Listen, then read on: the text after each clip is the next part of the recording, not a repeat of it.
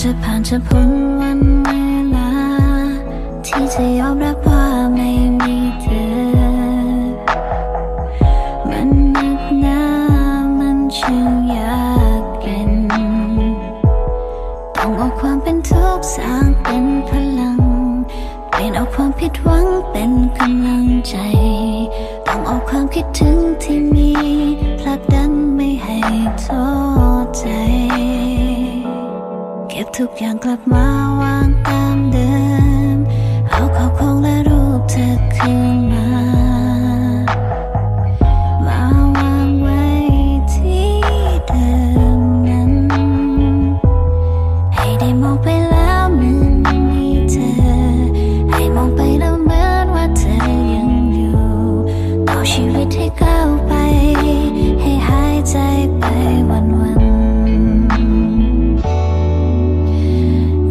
ทุกการเดินทางของฉันรู้จะมีเธอมองดูไกลๆจะดีจะร้ายจะล้มจะลุกขึ้นเดินต่อไปถึงแม้บางครั้งจะเงียบเหงาฉันไม่เคยเดียวดายแค่มองดูเธอก็พอชื่นใจถึงแม้เธอจะไม่อยู่ในชีวิตฉันแต่เธออยู่ในหัวใจ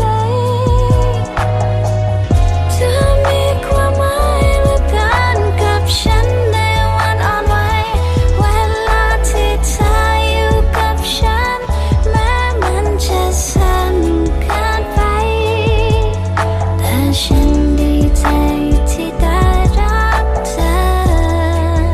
ได้พบกับเธอ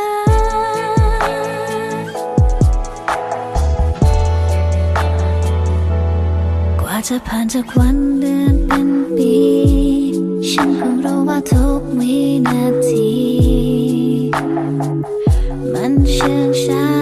เมื่อขาดเธอแต่ก็ทำให้ฉันได้คิดทบทวนสิ่งดีๆที่ได้ทำตอนเธออยู่ช่วงเวลาที่แสนดีที่ไม่มีทาง